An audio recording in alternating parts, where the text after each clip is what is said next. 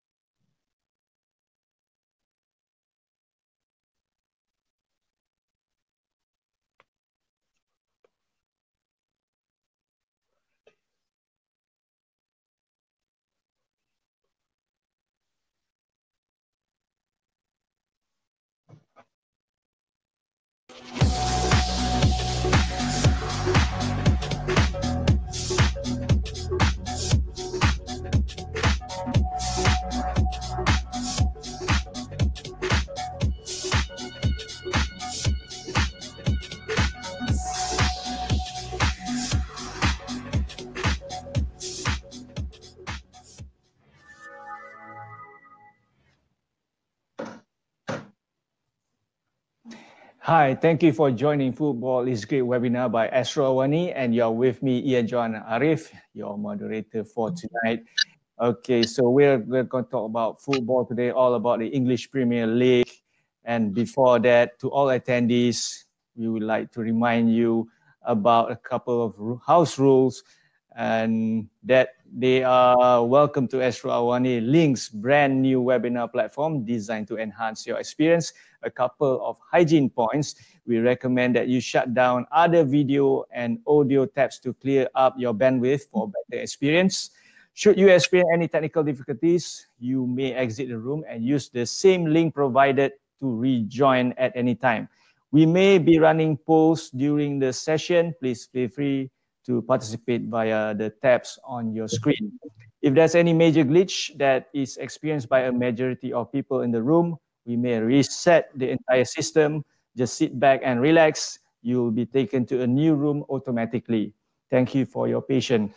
Finally, we have a moderator standing by to answer your queries in the chat room. If you have any question you would like to ask to the speakers, kindly mark your remark as a question and we may flash it up during the Q&A at the end of the session. Well, that's it. So I would like to introduce our speakers for today. The first one would be former Manchester City and England international Peter Barnes. Hello, Peter. Is Peter there? Okay, Peter. Yeah. Okay. The next one would be Astro Supersport presenter and journalist Adam Karatas.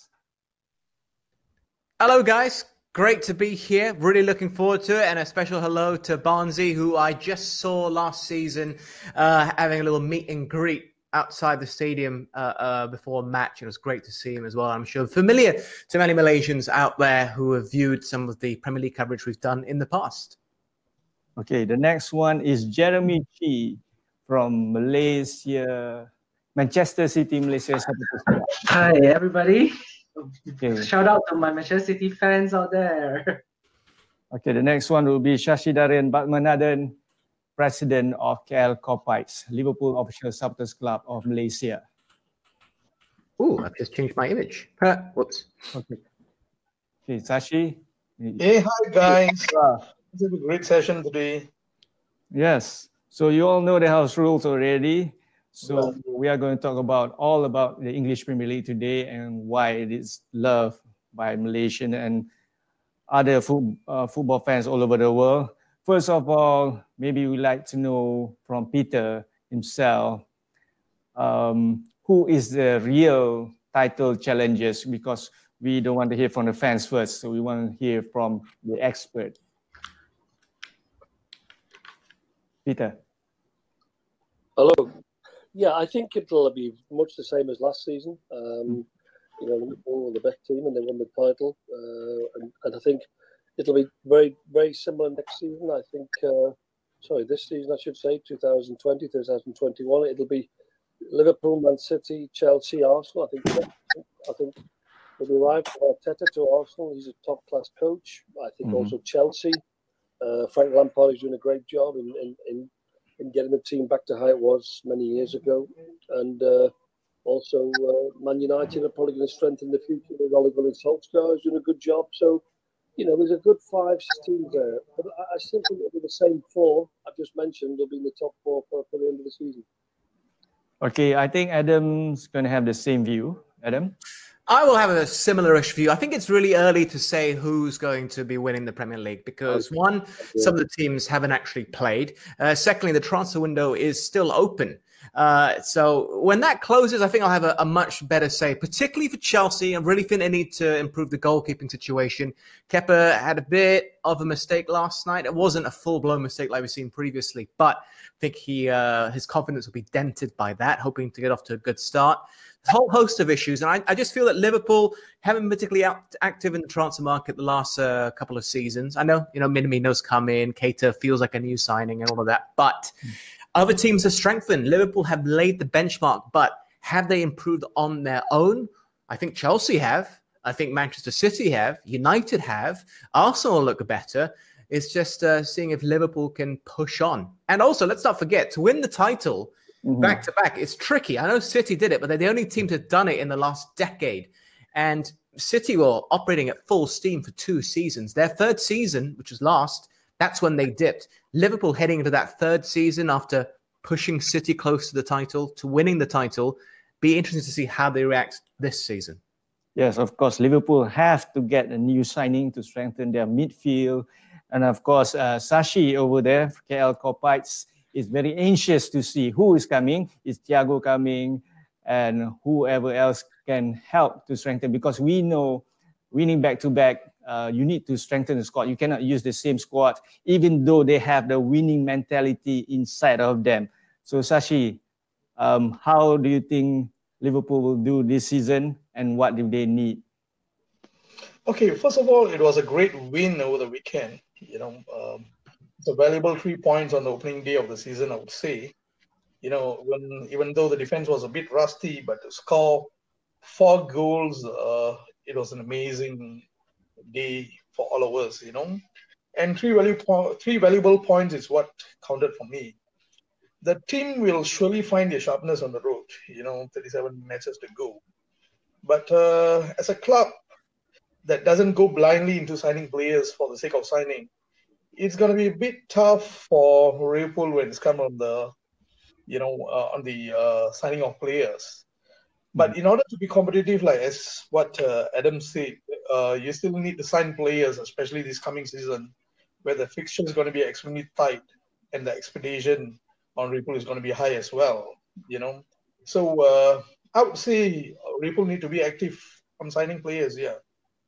Can I just add to that? Because I don't think people realize how condensed this season really is as well. And Liverpool have gotten away for a good 2 seasons without any major injuries to their front line. I know obviously Alisson had an injury last season, had Adrian step in, but if 1 or 2 then pick up long-term issues, your Salahs and Mane's, Firmino, there could be a real issue there, a massive issue.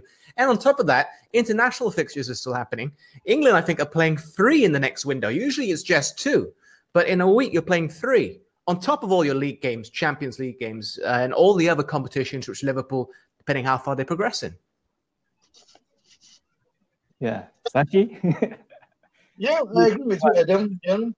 Talking about winning mentality, there is no doubt about it. But in order to prove they have proved over the last 2 years with numerous titles, But to defend the titles at the same time to attack, as how Klopp said it a couple of days ago, you need solid backups for all the positions, like what Adam said, if injury comes. So it's gonna be a tough season for Liverpool if they don't sign any major signings over the preseason now. But for Jeremy, there's no worry, yeah? Jeremy? Supposedly Messi was coming, but It was fake news after all, as usual. It's like let down again. So for me, I'm very excited to see this game week 2. Whether how Pep wanna position Ake, Ferran Torres, how they will blend into the team. So yeah, looking forward for this game week 2. Oh, fascinating. I personally can't wait for it. And I will add that I'm a Tottenham supporter, right? And I can tell you, if you don't buy players, if you don't improve your squad, you will get caught out. Take it from someone who supports a team that done just that. Believe me. So I spent a lot of money and gone nowhere. Yeah, well, you look at the Champions League heading into that, no signings. Even now, Spurs are, I would say they haven't replaced Eriksen fully. I know Lo Celso wasn't involved on the weekend because of an injury, but Ndombele doesn't seem to want to be there either. It's a long way to go for Spurs. Let's not get into them right now. They lost in the opening day, so since skip ahead. Since you brought it up, maybe we get some opinion from Peter. So where exactly Spurs is going?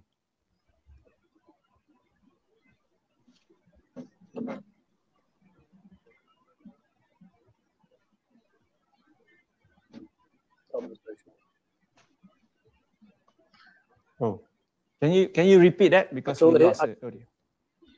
I can't hear your voice. I can't hear the other guys talking to me, and I can't even see their pictures, their faces.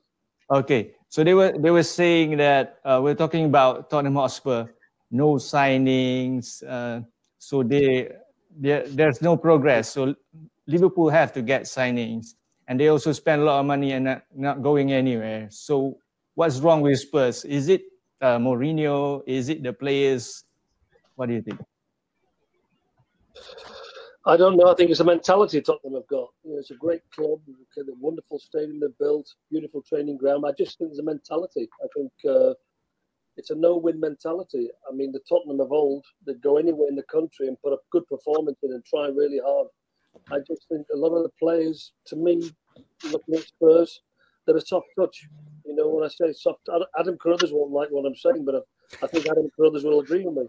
But, you know, when it comes to the crunch, what have they got? The last few years, 5 or 6 years, Tottenham been in 4 or 5 semi-finals, and they just can't get over the line. And people can point, always easy to point the finger at the manager. I don't think it's possibly Jose Mourinho's fault. I think possibly Jose Mourinho came back short term. I know a lot of Spurs fans I talk to, they want to see Tottenham play attacking, entertaining football, and they're not always doing that. And I just think that a soft touch at the back, they let too many goals in. And I think maybe they, like you just said, what I can hear from the guys is that they may need to make 1 or 2 more very important signings to be a top-notch team that's going to compete for the top 4 spot. Okay, so we go now to Chelsea. We know Lampard is a good coach. We have seen him doing well, top 4 last season. So he got his signing, he got his money, the new players. So you know that can he actually at least be in the top 2? Peter.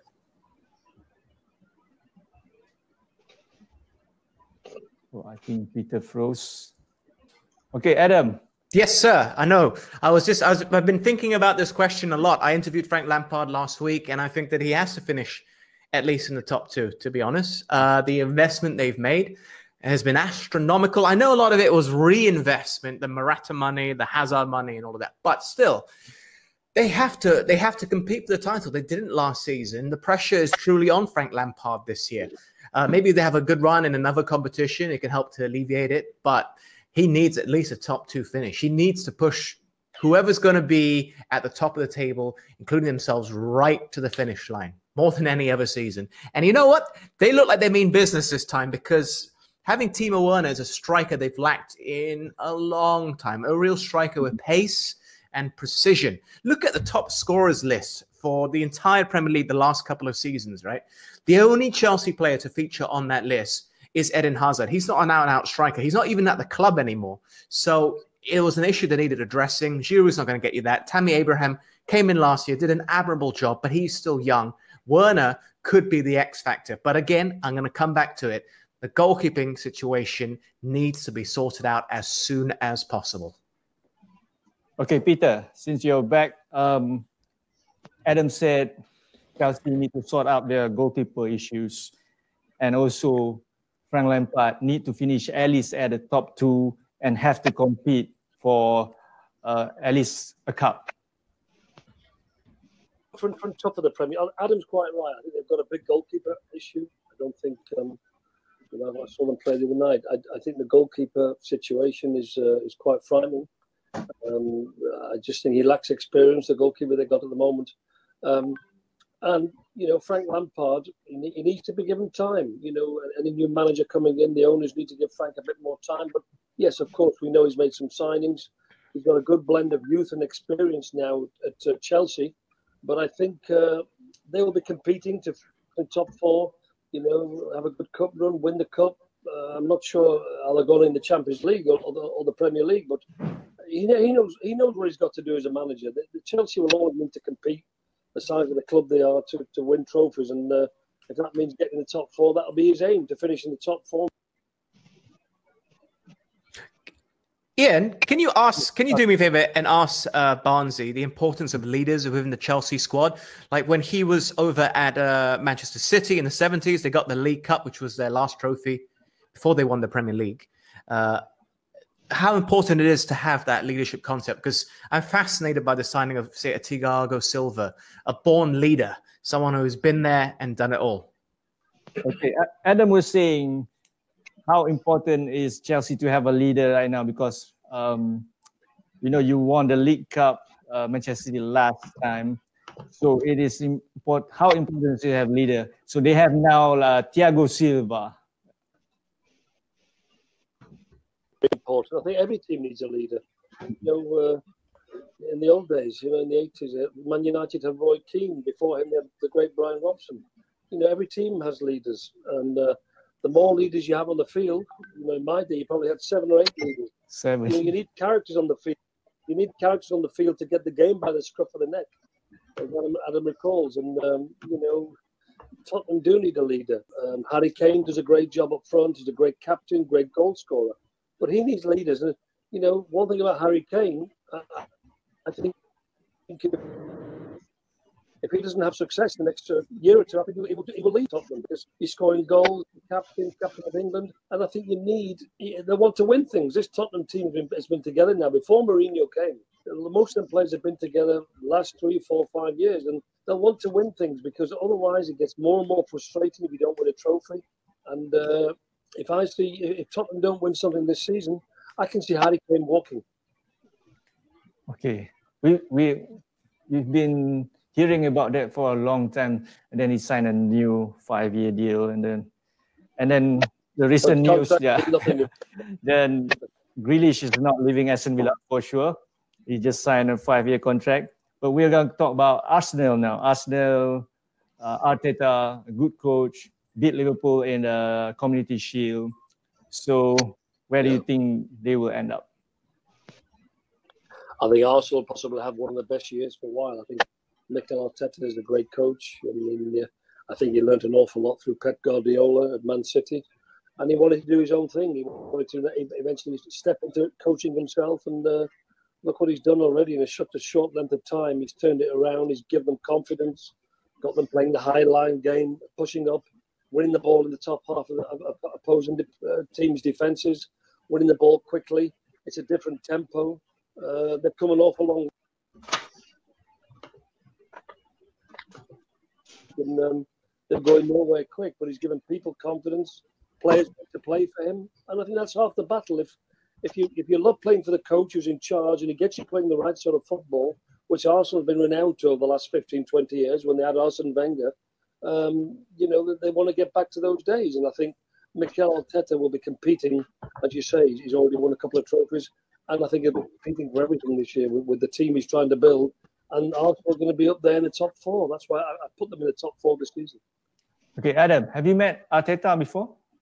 No, I haven't. I've been in very close proximity, but I will add that it's great to see fresh young managers in the Premier League. The London derby, Fulham Arsenal on the weekend, the first game of the season, was the first time that both managers were born in the 80s. I mean, it shows how young and how old I feel right now, to be honest, when I can say that. And on the flip side, Roy Hodgson, I think, is in his 45th year of management. So he's been managing before some of the managers in the Premier League were even born. Let's put it that way. So it's great to see fresh faces. Okay, before that, we'd like to remind the attendees that we have 3 lucky draw prize here, which is Astro Sports Pack subscription. If you're not a customer or you're an existing customer, you will require to subscribe to any Astro bundle pack, starting with a starter pack at RM58 for 20 months contract. Then the customer will enjoy free sports pack subscriptions for a period of 12 months in addition to the above subscription. If you're existing Astro sub, you'll get, instead of paying 33 per month for your sports subscription, we will provide a rebate for a period of 12 months. So that's a lucky draw. We're going to give out at the end of the show, so please stay until the end. So right now, we will move on to the next topic, how the pandemic is affecting English football. Of course, we are seeing empty stadiums right now. So Peter, is not a good sign for you, not a good sight for you. So how do you think it's affecting more, not just ticket sales, but I don't know, mentally for the fans? What do you see there in the UK? Well, since, at least the one good thing about the Premier League football is it managed to finish the season off last year, which everybody was concerned about. Thankfully, it was finished off, and we managed to play games behind closed doors. They're doing what they can. The Premier League and the FA and the PFA, they're all trying to do what they can, and it'll never replace. It's a lovely topic, and we see games on television now, but there's no crowd there. And they put crowd installation. They make it sound like there's a crowd there. They do the best job they can, but it'll never replace full houses, whether you're at Anfield or Tottenham or Man City or Wolves. It will never replace fans coming through the gate and giving it that special atmosphere of players being able to play in front of a crowd. And it's been very frustrating. And as I say, now it's back on the Premier League, and it's still the same. It must be very. I say to people all around, it must be very, very frustrating for a player to come onto the field today and play in front of empty stadiums. Because to me, in my day, if we're playing on the pitch, on the pitch you're playing on, it was for a practice game. So I know these guys are giving 100%, and they're trying their best, but you miss that extra 15-20% you can give when there's a crowd watching you play. Do you see that in the players now? Not really. They're giving their all. I mean, these guys are sweating like mad. They're trying to give their all, but it psychologically will be there, because if you're playing in front of Anfield, the Copper Course, Old Trafford, Stretford End, Man City, the East Stand, the fans will sing in certain parts of the ground and they'll make a lot of noise, and they're not hearing that now. So it's going to have an effect on players, I think, that there's no crowd there cheering them on. You have never played an empty ground in a competitive match? No, I've not. No, thankfully not. Okay, so it must be very difficult. But, yeah. To the fans, what are you seeing now? I think we start with Jeremy. Are you happy? Of course, you're not happy, but what are your hopes? Hopes of changing after this pandemic, or because of this pandemic? Because of the pandemic. Okay, personally, I would like to go over to Manchester, of course, but seeing these things happen, so I guess it would be postponed, one thing. Not only that, for us as a fan club, I mean, we cannot get together and watch the match anymore. So if people without Astro, they will find it a bit hard to go out to watch the Champions League game, for example, the morning games for us. So it affects a lot. Even within our fan club internally, we're having problem organizing our activities, our gathering. So let's hope this will get to be over soon. And Sashi, of course, frustrated. He goes to Anfield twice a year, Sashi? Yeah, obviously, because like being a Liverpool fan, I think pandemic brought a lot of disaster to us, especially like celebrating the winning of the title after 30 years.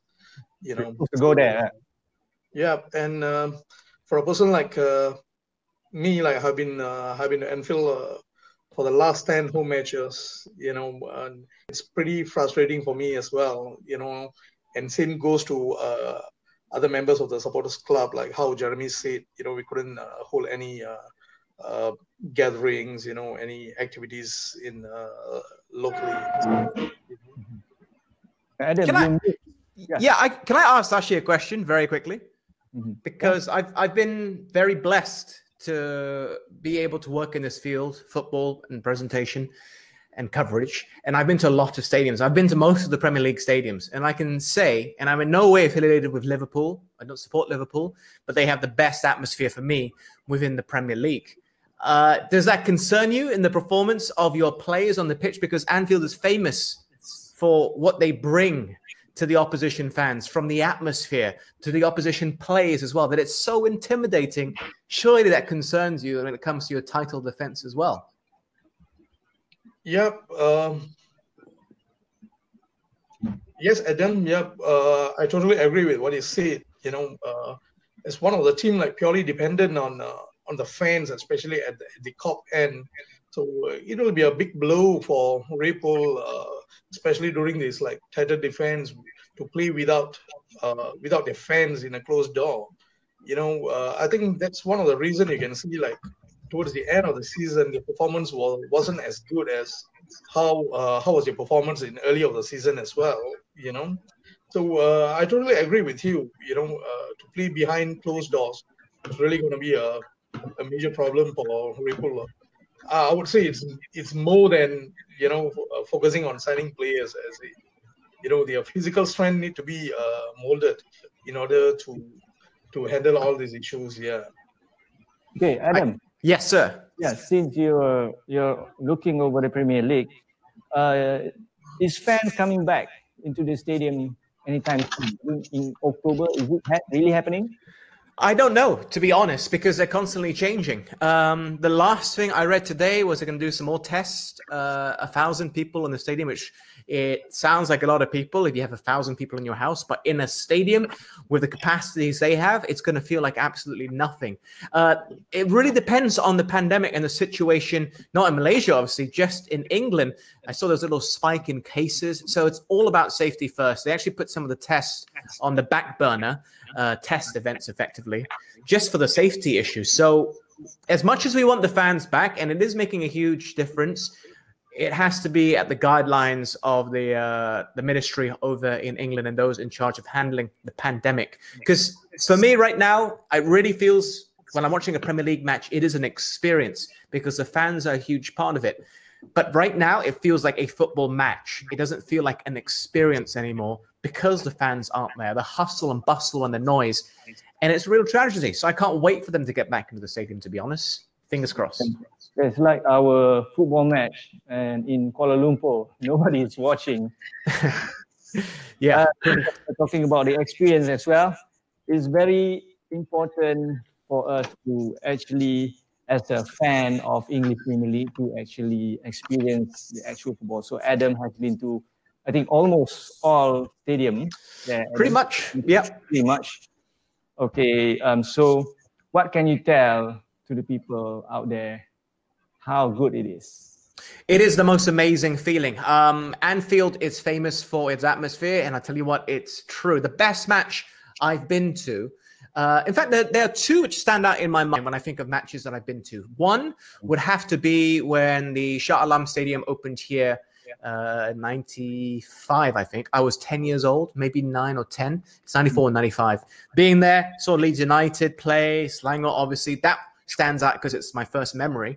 Secondly, would be Liverpool 4, Manchester City 3. I think Liverpool at the time in the match were 4-1 up, and then it became 4-3. This is a couple of seasons ago. And I was there right next to Jurgen Klopp. I was literally, there's no one in front of me. The person next to me was Klopp. I was coming up on the TV screens every time the ball went out to touch, or whenever the cameras panned over to Klopp. It was the experience of a lifetime, even though it was a bitterly cold night. It was either January or February. So freezing, but I didn't feel it for a good 90 minutes, I can tell you. But just being at a stadium, being at a match is the most amazing thing. From seeing the fans arrive, like I mentioned, I've seen Peter Barnes. He was doing a meet and greet event to hype up the crowd outside. That was great to see. This was obviously at the Etihad Stadium. The food, the smells, you get like the burger smells, the chip smells. You hear people talking on public transport going to the stadium. If anybody ever gets a chance to go to a Premier League match, I strongly encourage it, although I know it is very pricey, and obviously right now it's not safe to do so. So, people, as a person who has been there, what do you think Malaysians can do to actually turn the atmosphere here? What do you mean? To bring the atmosphere back to Malaysia? Yeah. No. Our clubs, our local clubs, what can we actually learn from?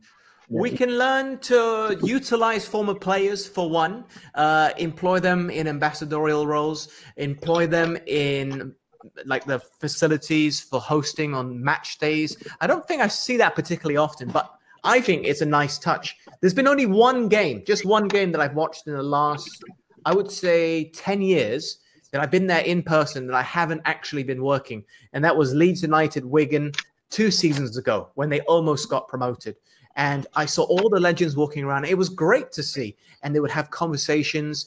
I think that really brings clubs closer to the fans and the fans closer to the club as well. I think that's one aspect which would be great. I'm sure you saw that Khalid Jamlos, he was forced to sell his golden boot.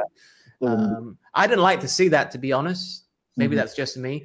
But maybe if the clubs can somehow engage the former pros to help them out as well on match days, when it's all safe, obviously, that'd be really nice to see.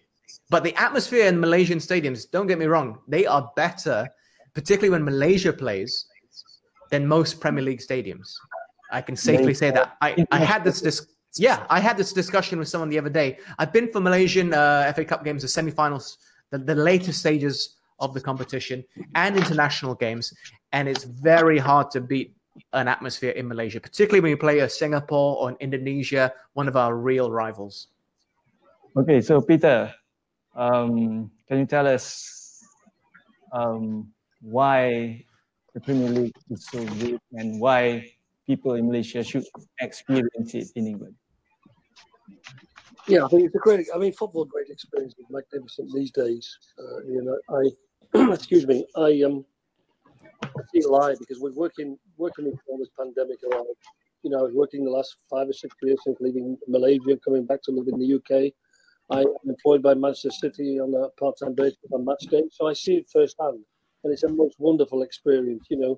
I find I see that we have a square there called the Blue City Square, and even bands playing music, and the whole experience is wonderful for supporters, as they can come and see the band play on the stage, and then we get ex-players on and current players talking to the crowd, and the whole experience is wonderful. They're making a really, I think, with the media and the commercialization of football now in the Premier League, they're making it a full day out for the supporters, and certainly for the overseas supporters, the experience of Southeast Asia and Asian fans coming over to the UK and coming to Manchester City and certainly to the Etihad. I'm sure they do the same with all the teams around the country in the Premier League, like you're talking to Adam.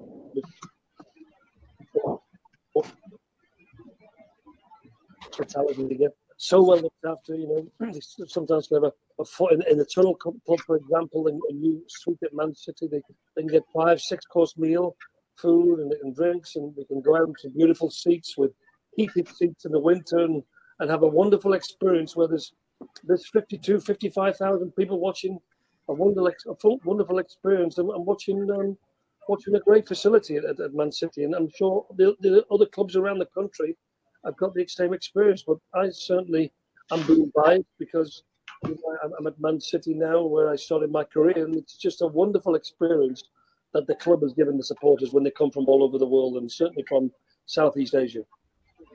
Okay, this is for Sashi. He's a regular Anfield goer. So Adam said we need legends to meet and greet at our local stadium to actually hype up the crowd and everything. So what do you think? What else can Malaysian football teams learn, and actually make people love to go to the stadium and watch football?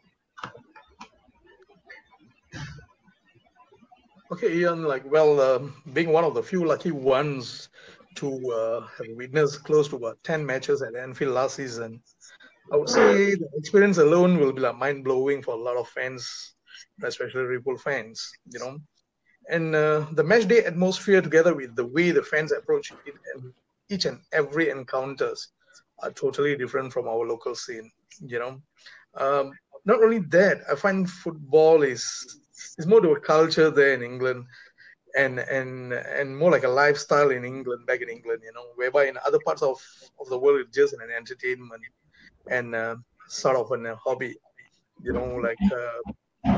like what Adam said. I totally agree with him when he said you need more legends to be on the ground, in order to attract more fans to come over and love the club. So I seriously believe back in Malaysia, we should practice all these sort of things which we witness in England, And on my part, I will totally encourage each English club supporters back in Malaysia to at least pay a visit to England, to witness a match in England, so that it will surely be an experience of a lifetime for everyone, So it's going to be quite wild. Yeah. I'm going to chip in there and also say I think it's also very important to stress that fans should also support their local teams. It's not an extortionate amount to go and watch your local team wherever you are in the country. But the thing is, in Malaysia, it's two extremes. Sometimes you'll have a stadium. I've literally been in the stadium watching a league game, and I'm one of 3 people. But I've also been in stadiums where it'll take me 3 hours to leave because it's just so many people. It's one or the other. And I think if people consistently went to support fans, yes, it's what the club can do for the fans, but it's also what the fans can do for the club. JDT have led the way. There's no question about it. World-class facilities, world-class stadium. They're dominating the scene. And I think it's not a question of spending money for the clubs. It's just about encouraging them to come and watch the match, come and show some support. It's not be all and end all when it comes to English football. We have a very good atmosphere with good players, and we can do something similar. Yeah, of course, it is important also for the grassroots development. So we go to Peter first. So how do you think Premier League is helping the grassroots in England? Do you see any progress of the young players now than before? The one difficult we've got is that whenever the good young boys come through at the Premier League clubs, certainly in the top 6, if they're not getting the game in the first team, they're being loaned out to other clubs in Scotland or Europe. So that can be a difficult thing. But at least it gives the players experience. They're going to other countries where, to get first team football. Whereas, as you know, Premier League clubs now have such big squads of players, 26, 28 in a squad. They're not always going to get the game time. But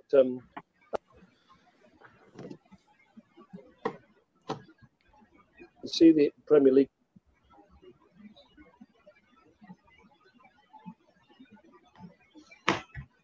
need to put money back into the grassroots to develop the game. I mean, when I was a young boy, schoolboy football was huge. We played, Manchester boys would play at Main Road, the old City Stadium.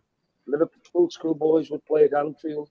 And we'd play against each other, under 14s, under 15s, playing against our local schoolboy teams in that city. And I think schoolboy football's been affected because now we have these academies at every Premier League club. So the money in the game, Premier League teams and the club, only 1% make it. Only one player. My father, when he was chief scout of Man City, one player came through and made the first team, and they've done a great job. But so many players get washed away. They miss the net because the Premier League clubs are so wealthy today. They can bring boys in from France or Uganda or Africa or anywhere in the world. They can bring players in to sign a contract with Man City or Liverpool or Man United. Whereas I do believe, being British and being English, I think we've got to give our English players more chance. Bring the kids through, British and Irish players through, and if they're good enough, play them in the team. Give them more time, because they're not getting enough time to express themselves in playing with some of the best players in the world. Okay. So Adam, what are your thoughts? I think Barnsley's in a very unique position. I don't think people realize like the history that he has with football. His father played for Manchester City. He really grew up in football. He's a very humble man, so he probably wouldn't say it, but his father worked at Manchester City as well. So he's really seen everything from, I would say, the 60s all the way till now. So he's in a very unique position. So we've got to give him some credit for that. In terms of how they are handling grassroots football in England, obviously I can't be 100% certain because I'm not in that scene. But having seen some of the setups at some of the clubs, I mean, Jeremy, I'm going to ask you the question in a moment because I've been to the Etihad campus and it is astounding. Everything a kid would want to inspire them to be a footballer is there. The biggest issue is maybe it's actually been handed in a little bit too early. There's no incentive. There's no drive. If you can go buy, say, a BMW or a Lamborghini, whatever car, by the time you're 18, having not even played a professional game at the highest level, then you have to question the mentality side of it. Not every player is like a Ronaldo where he's so self-motivated to be the best. Quite often you'll find players are quite happy to coast by and not push themselves to be the best of the best. Jeremy, have you been to the Etihad campus? Have you seen like the setup there? I haven't got the opportunity to go to the Etihad yet, but actually we internally, our fan club, we're already planning a trip together, about 30 or 40 of us to go there together, but because of the pandemic, we had to postpone it a little bit. But like what you say, yeah, they are, there's something always I see like the curse of these English players. They are always labeled to be the next big thing, the next prospect, but somehow or rather, somewhere along the road, they just, like you say, maybe they got too comfortable, they fell out of it. They are not self-motivated enough. I think the English media have to take a certain bit of responsibility for that because they do love to build up a player. And this isn't just for football. This is for all sports. And this is for pretty much anything which involves celebrities in England. They'll build them up, but just as quickly, they will tear you down. And I think they should be mindful of how young some of these players are that they are building up and then wanting to dig in. Like Mason Greenwood, like Gary Neville has recently spoken, I think it was yesterday or within the last 48 hours about the treatment of Mason Greenwood, which he has really got a point. And Foden as well. Foden was involved in the... Yeah, well, they were there together, but the problem was after that, there's videos of Greenwood taking this... It's a sort of a semi-legal drug. He's not going to get banned or anything for it, but it's a bit frowned upon. And this came out after all of this as well. So that's where Gary Neville feels this is becoming a bit of harassment, victimization. It's taking things to the next level when it really shouldn't be the case. Okay, we are going to take a question from the attendees. This is for Peter. You've seen a few transitions in Manchester United team. What are your takes on the current club compared to your era and Sir Alex Ferguson's era?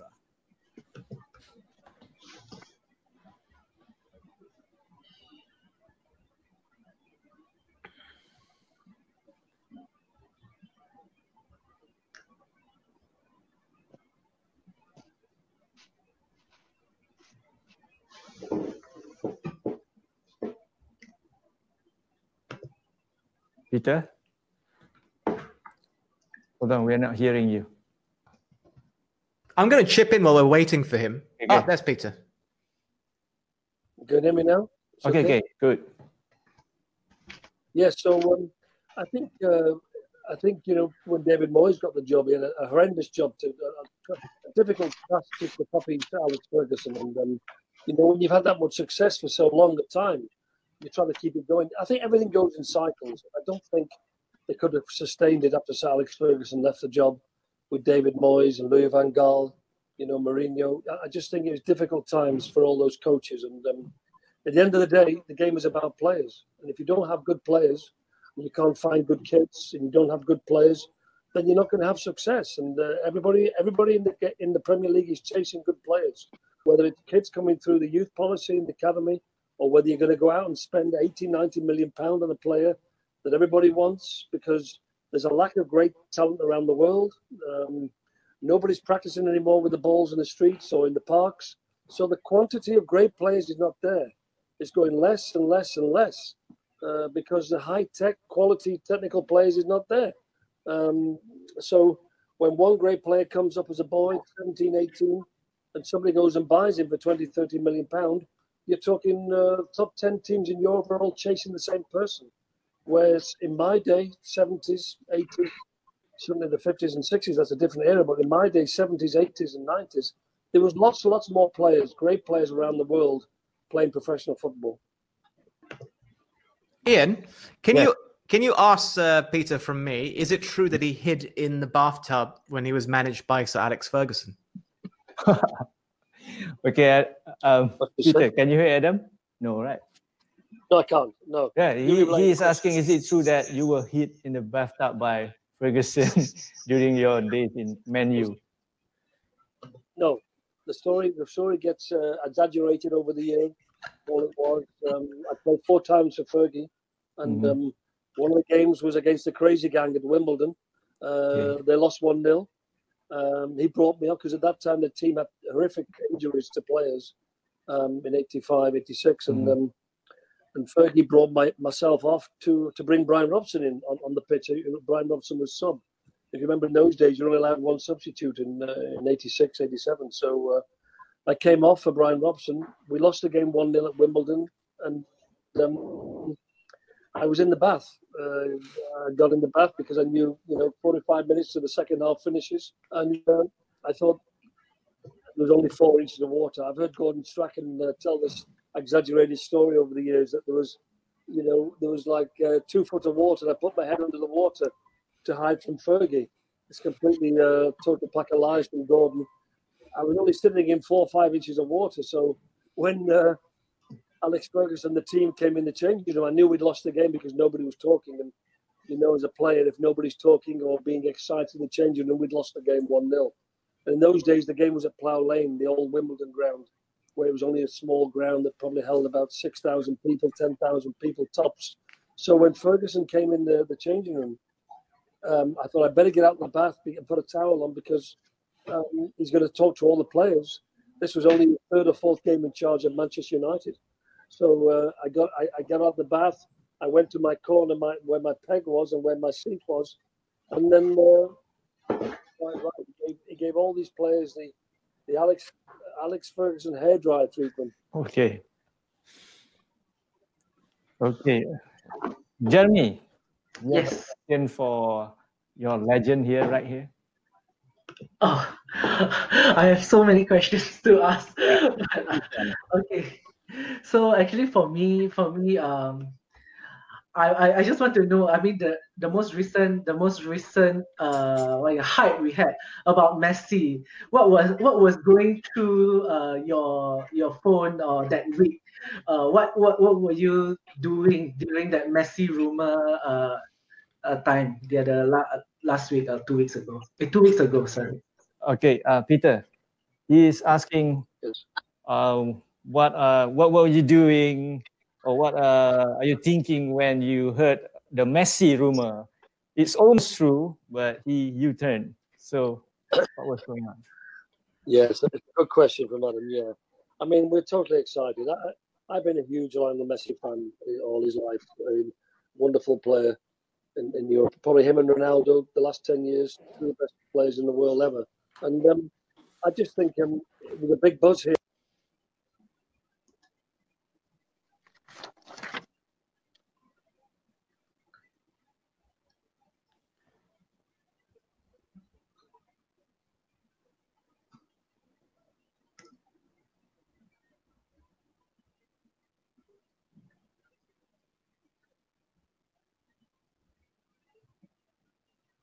His wife and all the rest of it, of giving it 1 more year for Barcelona. I can understand that, but I can also understand his frustration that Barcelona haven't been the same team the last 2 or 3 seasons they were 5, 6 years ago, with players retiring, all the players leaving Barcelona.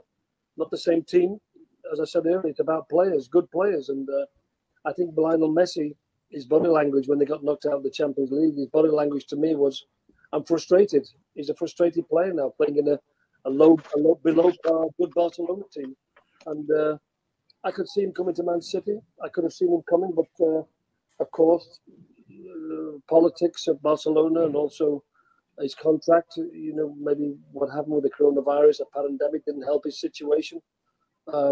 So he decided to stay another year. And, well, he's a legend for Barcelona, let's not be honest. The goals he scored, no one will ever copy what Lionel Messi has done for Barcelona Football Club. But it would have been nice to sign him here at Man City. And I'm just hoping and praying he comes next year in 9-12 months' time to Man City. Yeah. Fingers crossed for Man City. Manchester fan. And of course, we all love to see Messi in the Premier League and see how he do against the players in the Premier League.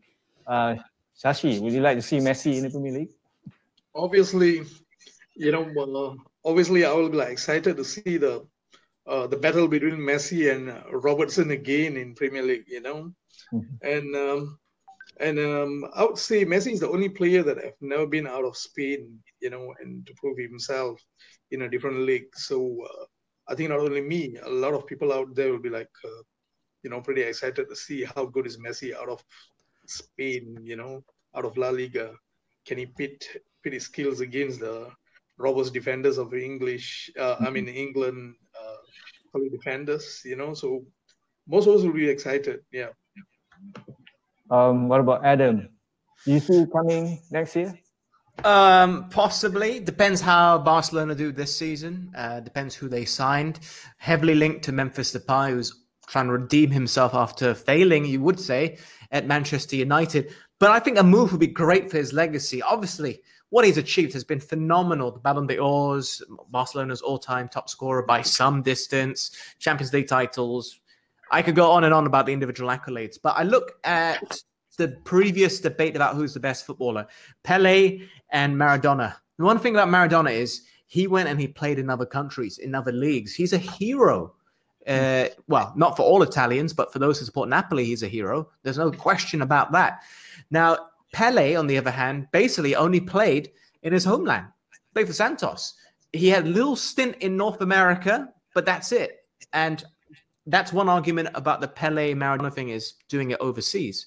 And I think that if Messi wants to really seal the deal and how he's remembered for the rest of time, it will only help him to try it overseas. That is if he's a success. If he scores one goal, then probably the wrong move. Okay, so we are having a lucky draw. So please wait. This is for the attendees. Lucky draw will come in another 5 minutes. So what else do we have? I want to talk a bit about piracy, if that's okay. Yeah, okay.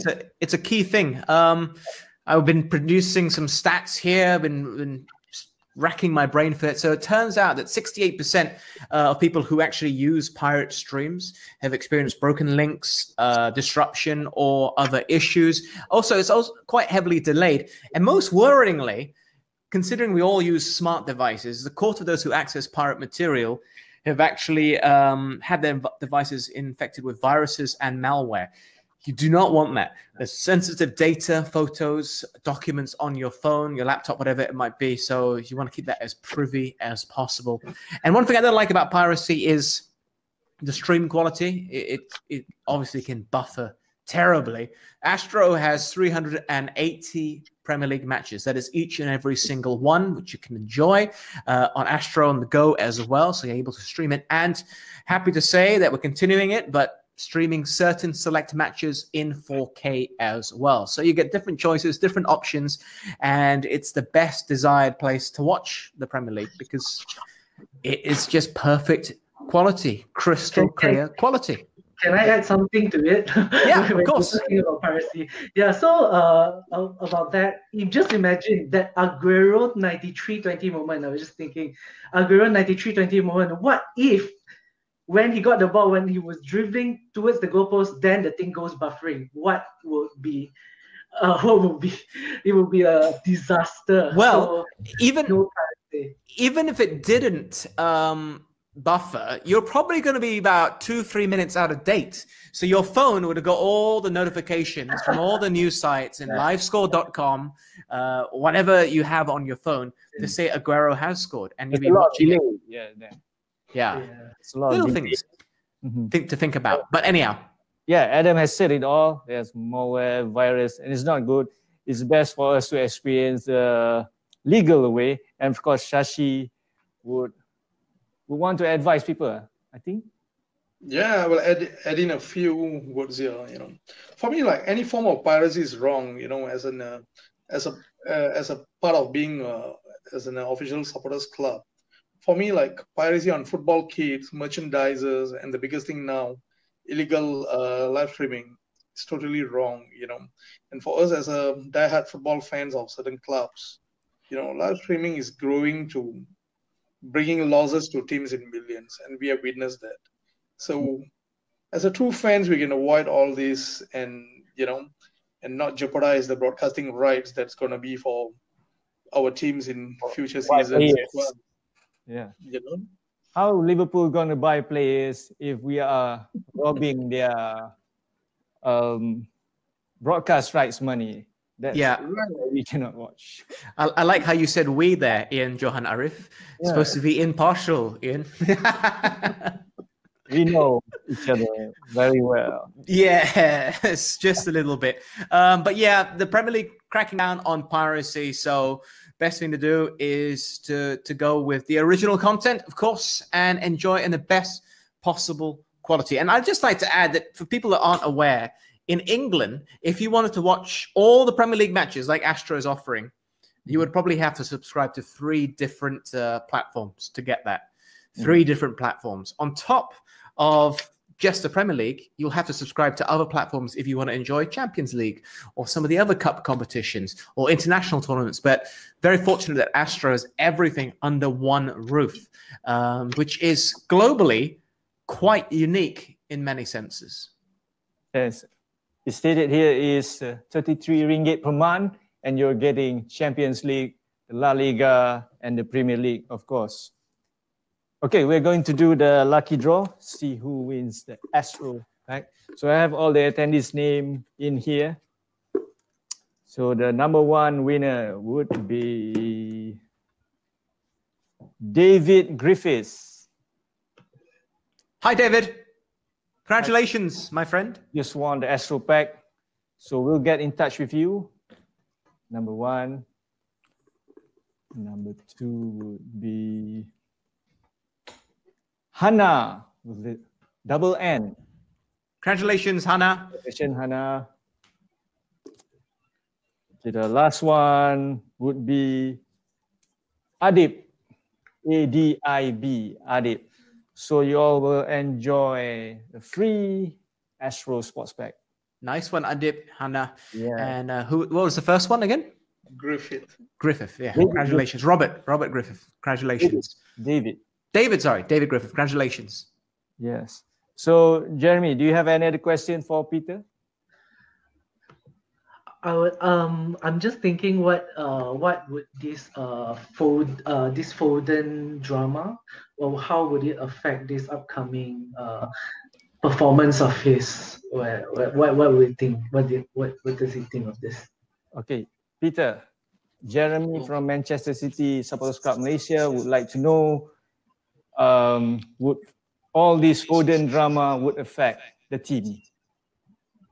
What drama did you say? Foden. Phil Foden. Yeah, Phil Foden. He's been very unlucky. I think him and Greenwood at Man United, they did a silly thing over in Iceland.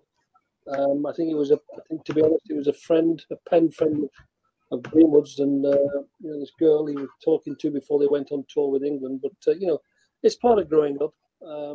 I'm sure the press and the media in this country have pounded them to death, but it's part of growing up in football. They're only 2 young boys, 20. Well, I think Greenwood's 18 years of age, Foden's 20 years of age. So they'll live and learn. You have to live and learn as a young football player. And Gareth Southgate did the right thing in sending him back to the UK. You have to learn the lesson well. And when you're away with England, you've got to concentrate on football and want to do the best for your country and not let anybody down. So they know they've been stupid. and now hopefully they both have long and illustrious careers in the future for both Manchester City and Manchester United. Okay, does that answer your question, Jeremy? Yes, I would like to ask a little bit more because Pep said that he's one of the most talented person he has ever worked with at that age. So what does he think of that? Will Phil Foden be a City legend in future, or will he just, I don't know, like any other English players? Okay, Jeremy is asking, can Phil Foden can be a Manchester City legend? Well, it's in his own hands. He certainly can. He's come on great in leaps and bounds the last 12 months.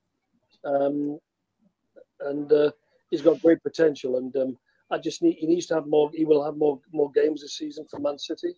And of course, he needs more games for England in the future. But it's all in his own hands. He's got great skill. He runs. He's got great appetite for the game. He's a down-to-earth, level-headed boy from Stockport, where I live.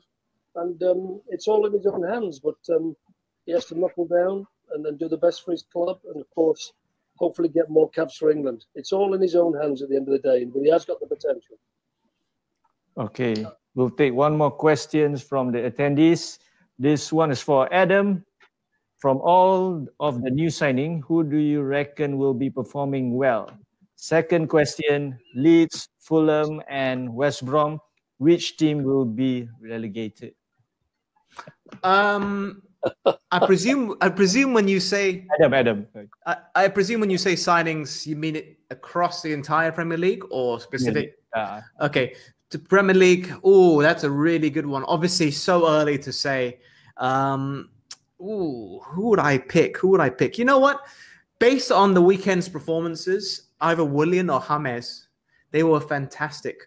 Willian has always worked. I think I mentioned earlier, Chelsea, the last 3 seasons or so, haven't had a real recognized striker that's going to get you 25, 30 goals. He's going to be working at Pierre-Emerick Aubameyang now, one of the deadliest strikers in the Premier League. Last 2 seasons, finished first and second in the race for the Golden Boot. So there's pedigree there. Probably a good reason for Pierre-Emerick Aubameyang to stay as well, seeing the link-up play. So Willian and James, did not expect him to last 90 minutes. He went off in injury time.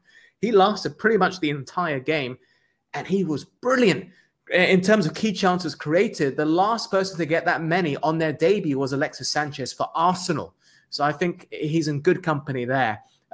Saying that, Spurs were poor, and so were Fulham. So don't read too much into it. But yeah, I think those are the ones. The other one I have to say is Timo Werner. I know I'm going very attack-orientated, but I just want to see goals, to be honest. As for who's going to get relegated, I think Fulham and West Brom are in with a real shout for that. Leeds, based on what we saw, they look brilliant. And the difference between Leeds and Fulham is Fulham weren't in the full reckoning to be promoted last season for the entirety of the campaign. Leeds were. Leeds finished champions, whereas Fulham had to get to via the playoffs in a playoff against Brentford, of which they weren't even favourites.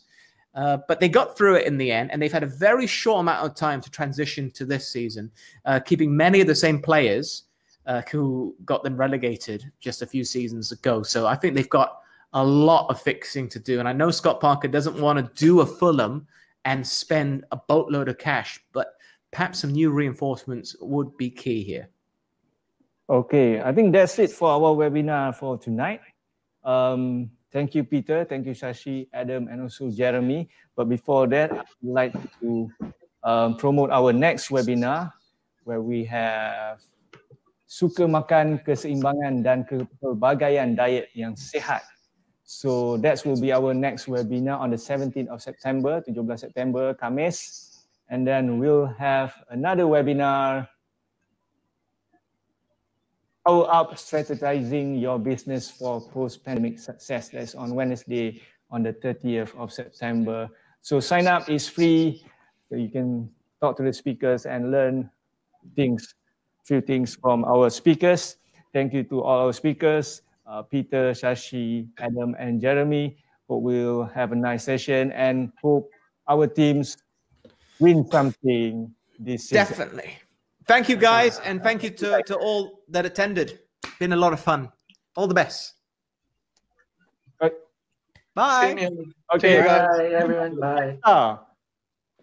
Okay, down there, anywhere. Bye. See ya.